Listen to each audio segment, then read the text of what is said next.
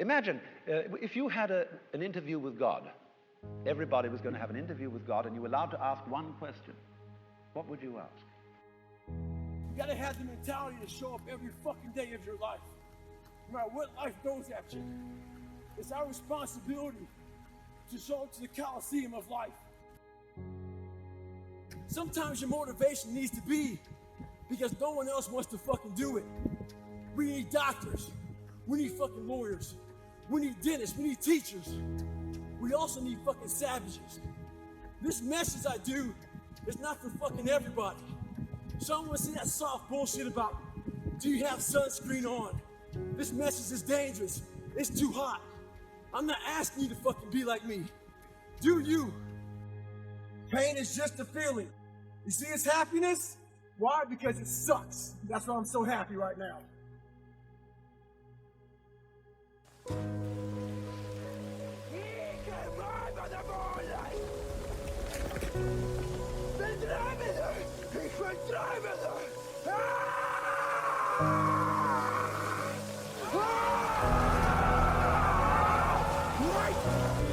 So I'm getting ready to board my plane yesterday, and this NFL football player comes up to me.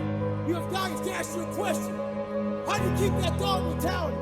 I said, let me ask you a question. When you were younger, what did you want to be? He said an NFL football player.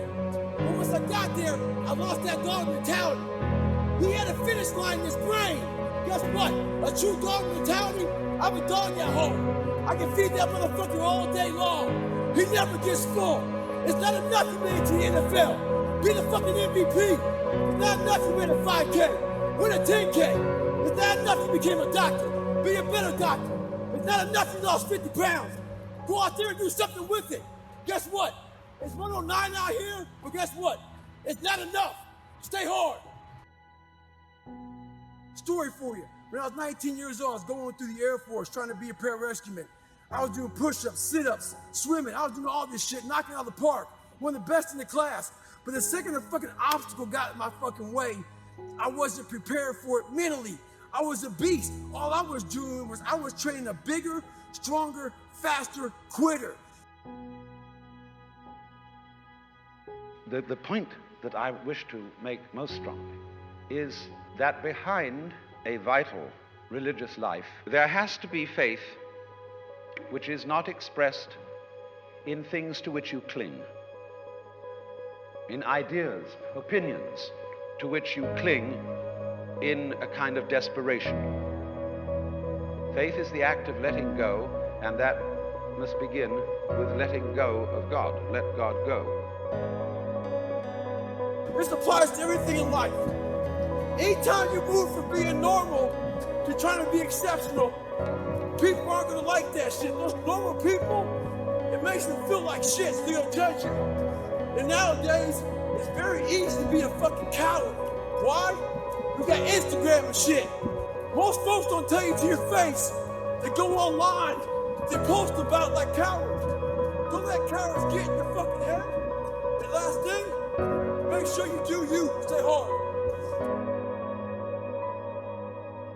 That war exists because life has so many choices. Within those choices, you gotta make right decisions. But you know what? Fuck that. When the alarm goes off in the morning, you don't have to wake up. Don't wake up, don't worry about that. When you're in school, you know what? Fuck that, man. It's too hard to study, so don't study. You know what? Don't eat healthy because you don't have to. So guess what? When you fail, don't blame your mom, don't blame your dad, don't blame teachers. The only person you have to blame is yourself. Stay in your own mind. Don't let them own yours. Mediocrity feels so fucking good. So we love surrounding ourselves with mediocre people to give us a get-out-jail-free card. Whenever life gets hard for us, they tell us it's all okay. Don't fucking worry about it. Vet du vilken frågan? Jag kan inte driva mig! Vet du vilken frågan? Inte mig med den bollen! Inte mig med den bollen! Du kan driva mig! Inte mig med den bollen!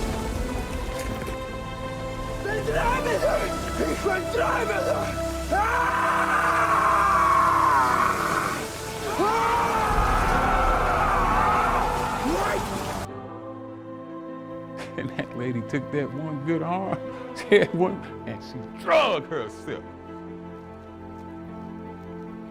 across the finish line. How do you teach that? How do you teach that? That's my mission, to be able to teach people that kind of will and desire.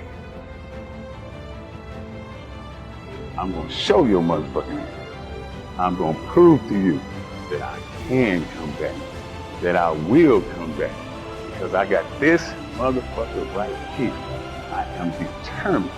It's my motherfucking magnificent obsession.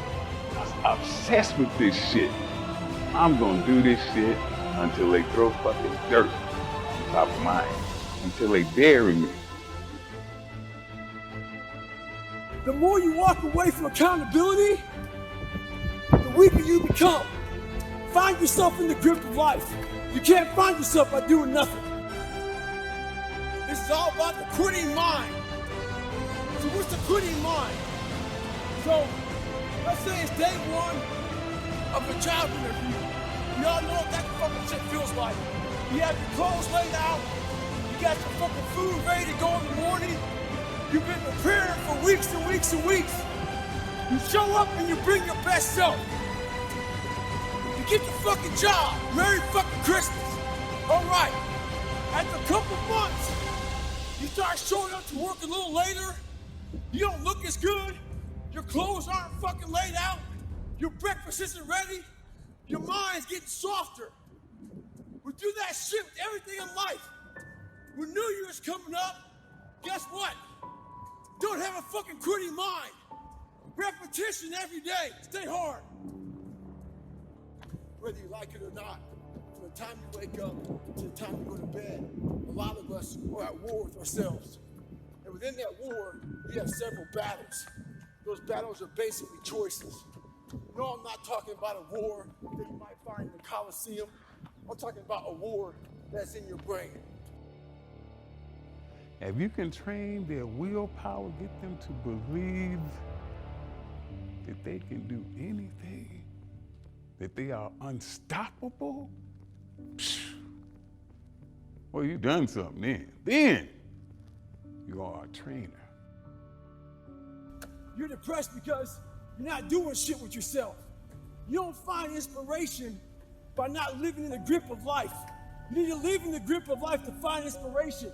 Put challenges in front of yourself. When you put a challenge in front of yourself and you attack it, that's when you find inspiration. Try to be 10% better than you were last week. So if you're running 30 miles a week, run 33. If you're swimming 500 meters, swim 550. If some of you aren't doing shit, your 10% is just getting off the fucking couch. Well, as Aristotle said, wonder is the beginning of philosophy, because it strikes you that existence is very, very strange. And then more so when this so-called insignificant little creature has inside his skull a neurological contraption that is able to center itself in the midst of these incredible expanse of galaxies and start measuring the whole thing. That is quite extraordinary. You gotta know about it. It's gonna show up when you don't want to show up. It's gonna show up at the worst time possible when you want to be successful. It's gonna say, take the easy road. Take the easy way out. You gotta learn your brain like the brain has learned you. A new norm is something like this. When I was going through SEAL training, it's only supposed to be 6 months.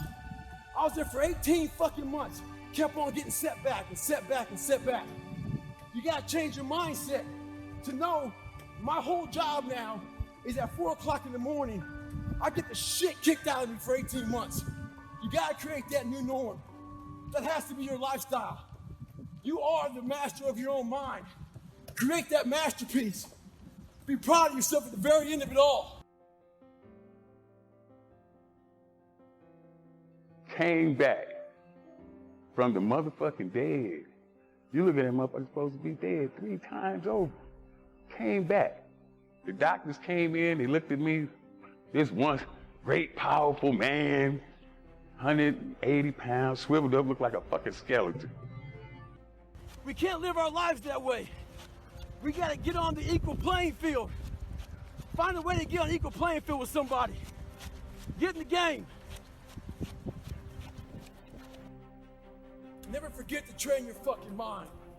In life, a lot of us work our fucking ass off, trying to get to a better place, a place that makes us feel better about ourselves. Some people want to do ultra races. They're starting to PR during training. Some people want to be a lawyer or a medical student. So they're taking these practice tests and they're fucking crushing the practice tests. But guess what happens? Once you get to the actual fucking event, your mind isn't ready. Your mind's not prepared. You've been studying, you've been training, you've been working out, but your mind's not prepared. You gotta train your fucking mind for all obstacles that might get in your way. Stay hard. When I was going through Ranger School, we had to do a lot of spot checks. A spot check is basically, we don't have time to get all your gear laid out to make sure you have all your shit. So a spot check is maybe we'll check out 2 items. Maybe making sure you have your extra batteries, extra ammo, whatever it may be. The whole idea of a spot check is to make sure that you're staying squared away. Because you don't know what kind of item they're gonna check on. So how does that apply to your life? This is how it applies. You wanna make sure you spot check yourself, make sure you stay dialed in at all times.